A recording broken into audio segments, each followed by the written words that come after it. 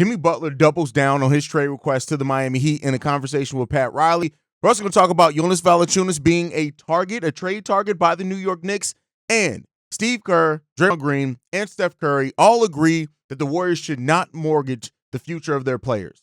What does that mean for the direction of the team? We're going to talk about all that and more right after this. Welcome to the number one place for your daily basketball news and analysis, NBA Central.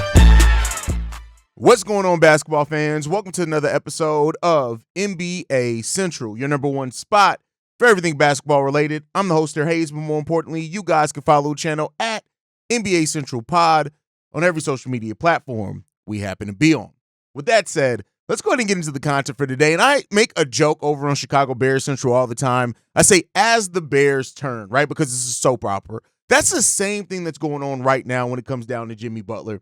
Jimmy Butler reportedly in a face-to-face meeting with Pat Riley came out and said that he still wants to be traded. He has doubled down on his trade request to get out of Miami. And also saying this, he intends to only use his $52 million player option in the offseason as a trade maneuver. Jimmy Butler, I was asked over on Locked On NBA, right? And this was before this news dropped. We had a fun conversation today, and one of the conversations was, name a song, right, that would apply to something going on in the NBA. And I said, personally, I would use Ether in regard to what Jimmy Butler is prepared to do if it comes down to getting himself out of Miami. And that is exactly what this type of situation that I'm into, right? And when you see the type of players that have recently come out in defense of the Miami Heat, right, Jimmy Butler, it's a shit show. Listen. This whole thing has turned into the exact shit show that Pat Riley wanted to avoid when he initially came out with the tweet that said they will not be trading Jimmy Butler, right? We know that Jimmy Butler had been seeking a contract extension for a while. The team was non-committal on that, which really started souring that when it came down to it, right? And, even hearing that Pat Riley told Jimmy Butler, keep your mouth shut when it comes down to it, it's all of this situation around Jimmy Butler is just, it's stupid. It's really stupid. Now, I want to be clear on what I'm saying is stupid here. Jimmy Butler has the right to want out of a situation. That is what free agency affords every player, that luxury. He has the option to opt out of his contract. Hell, even if he wanted to request a trade and go to the Miami Heat and say, hey, I want to give you guys the heads up. I do want out of here. I plan on opting out. I plan on signing to the team that offers me the best situation. I don't feel like that's Miami. If he handled it that way, right, it's not the shit show. And in no way am I also saying that Jimmy Butler should shut up and play. I'm not saying that, right? Jimmy Butler has the right, if he wants out of a situation, to want out of that situation. But one thing that we know about Jimmy Butler is that he will turn everything into an utter shit show. And I think people have forgotten that before Jimmy Butler came to Miami, after how things ended in Minnesota and in Philly, people very much looked at Jimmy Butler like, do we really want to deal with the headache? Yeah, he's talented, but do we want to deal with the headache of Jimmy Butler? The Miami Heat signed him. They embraced Jimmy Butler for who and what he was.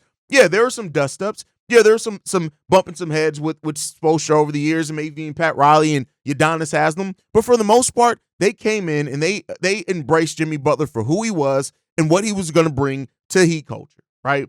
And for that as well, Jimmy Butler gave it all out on the basketball court. The reason the Miami Heat were able to make it to the finals was because of how much Jimmy Butler fought, scratched, clawed, and helped drag that team to those finals, right? Now, they weren't able to get a deal done, but you look at his 6 seasons in Miami and the success overall that they had there, right? As well as him averaging over 20 points per game all those years until this year. Like, Jimmy Butler really, he came in and he did his job as well. And if it comes time for a natural parting of the ways after that, they should be able to, the side should be able to meet, they should be able to go about their business, and they should be able to get it done. But like I said before, one thing that Jimmy Butler is willing to do, if it means him getting what he wants, is to make it a complete and utter shit show. Jimmy Butler is willing to do that. And the Miami Heat have to ask themselves, how do they want to deal with it? Shams Charania has said this: Butler's 7-game team issued suspension from the Heat for what was deemed detrimental conduct ends Thursday, at which point the Heat will be faced with finding a path forward for Butler. With options including a return to the roster or a trade, Heat officials will meet later this week to discuss the best route with Butler, who requested a trade earlier this month. league sources said. It is what it is when it comes down to it. It is what it is. And the Miami Heat got to find their path forward. But again, it's another step in the saga of Jimmy Butler. And it just is what it is at this point. I really don't know what else to say about it at this point. It really just, for lack of a better word, it is what the fuck it is. And they're going to have to figure it out. And hopefully they can figure out something that works best for them and Jimmy. Well, at this point, the Miami Heat really owe it to their players and to their franchise to do what's best for that, more so than necessarily Jimmy Butler. It could have been different if Jimmy Butler just handled it with a bit more maturity, at least in my opinion. I would love to hear how you guys feel on it down below. All right, with that said, let's get into the next topic of conversation. And this one is a rumor that came out in regards to what the New York Knicks could be willing to do when it comes down to it. This was a conversation that happened on the putback, in this saying this. I do believe that there is a solid belief that he will be back in regard to Mitchell Robinson, and they will have him back on the floor by early February. I do think that's a real thing. Now, do you wait that long, or do you move on and try to pick up somebody else? I do think Jonas Valančiūnas will be somebody that's on their radar if they do decide to move on from Mitch Robinson and decide that they need somebody else on their roster. Now, the New York Knicks acquired Karl-Anthony Towns.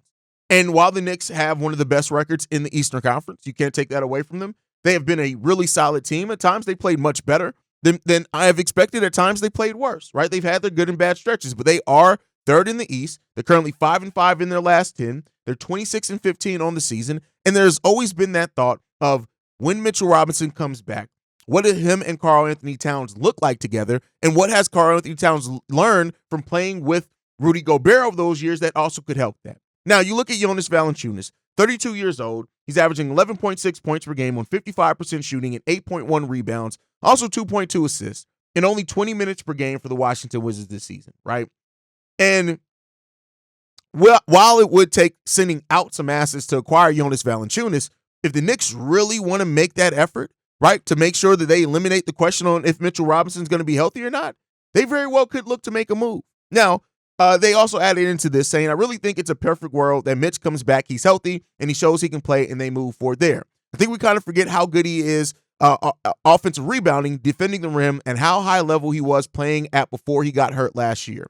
A few injuries, the first one, and then the Joel Embiid takedown. Best scenario for them is that it happens, and everything I heard was that he's making linear progress on that rehab and that nobody had expected him to not be back at some point. So it really seems like the Knicks are weighing their opportunity. Now, I can never be mad at a team willing to do what it takes to get better, right? And if Jonas Valančiūnas is healthy, whereas Mitchell Robinson is not, if there's any questions there between now and the trade deadline, I'm not mad at it. But the Washington Wizards are going to want at least a draft pick back if they do send out Jonas Valančiūnas. So if you can avoid sending out those assets, you keep that asset. You keep those assets and you move forward because those are assets that you could need to add to your team later down the road, right? So is New York willing to give up a first-round pick if it means bringing in Jonas Valančiūnas? I've murdered that. Jonas Valančiūnas for them on a playoff run?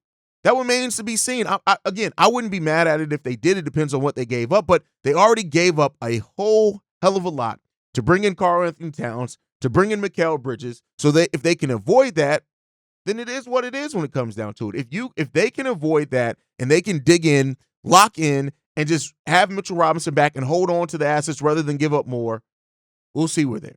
We'll see what happens there.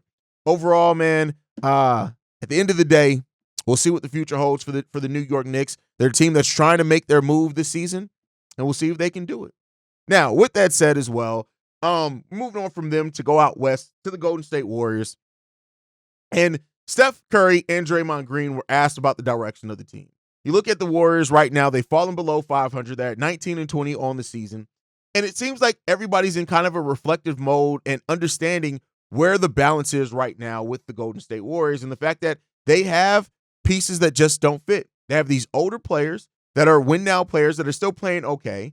They have these younger players, and they keep trying to do the two-timeline thing that, frankly, has just not worked for them. That just is what it is. It has not worked for them, right? And Steph Curry came out and said this. There's a responsibility of keeping the franchise in a good space long term. if there were a situation that made sense for our team, I'm pretty sure we know about it. That's how we've always operated. And Draymond Green has echoed those same things as well when it comes down to it, as far as not wanting to give up, young pieces and mortgage the future of the franchise to try to win now. And that's a level of awareness from veterans that you don't usually see, because that really doesn't benefit them when it comes down to it, right? And that's what it says when it comes down to the leadership of everything, right? Draymond saying this: the beautiful part about being in this space that we're in is Steve Kerr, Steph Curry, and myself all disagree with mortgaging off the future of this organization, saying that we're going for it right now. Bad teams do that. Bad organizations do that. We're not neither one. He also said, if something is going to happen, it needs to happen. It needs to be the right thing. We're not going to jump and make the wrong decision because we panic. And that's how you set your organization back 5 to 7 years. I mean, and that's something you don't see a lot of. When you look at what's happening with Jimmy Butler, when you look at what's happening around some teams in the NBA, to have your veteran players that it honestly does not necessarily benefit them the most for, to say, because they are the players that could be phased out, to say, hey, we're not going to mortgage our future to try to win now. We don't want to do that. We don't want to make a decision that's going to set this franchise back. That's a level of determination to this franchise you don't necessarily see from a lot of players, right? We live in the player empowerment movement, all these type of things, and to see two veteran players to look at this organization and say, we're not willing to mortgage anything with the future that's going to hurt this organization going forward. It's really great to see. Now, the Golden State Warriors still are going to be faced at some point to make a tough decision about their roster, which could come at this year's trade deadline. It could come in the offseason. But they're going to have to make a tough decision eventually when it all comes down to it on what they want to do about this. And Steve Kerr chimed in on that as well, saying this: that's the hard part in addressing all this stuff. We're not giving in, but you have to be realistic organizationally about where you are. And you have to mind what's coming ahead in the future. I probably won't be around, but I would tell you, if this organization gave away the next 6 or 7 drafts for a wild swing, that would be the most irresponsible thing that they could do. Again, more organizations need to be able to, and this says something about a lot about the culture. The culture. That says a lot about the culture. And when it's all said and done, then it is what it is. That's all great. That's all fine and dandy. And we'll see what comes along with that. We'll see what comes along. We'll see what it ends up happening. But I will say this: as somebody from the outside looking in, I'm not a huge fan of the Golden State Warriors. You see the Bulls head behind me. You see the franchise I'm a fan of. Pray for me, by the way. Pray for me. Send help. Send help. Please send help. But it's good to see that an organization from top to bottom, from the players to the coaching staff, everything, see what's needed, and that they all are in agreement. Let's not take a wild swing for something that may not pay off, and that could end up setting things back for the future of this franchise. And we'll see what happens, man. We will see what happens. But as always, let me know what you guys think down below. Make sure you guys are following the show at NBA Central Pod. You can send us any feedback, questions, comments, concerns, NBA Central Pod or NBA Central Show at gmail.com. And then lastly, if you want to leave a text message and our voicemail for the mailbag, 773-270-2799. We're the #1 spot for everything basketball related. And I'll see you guys next time I feel like making a video. Probably tomorrow. Peace, y'all. This has been a presentation of the Breaks Media.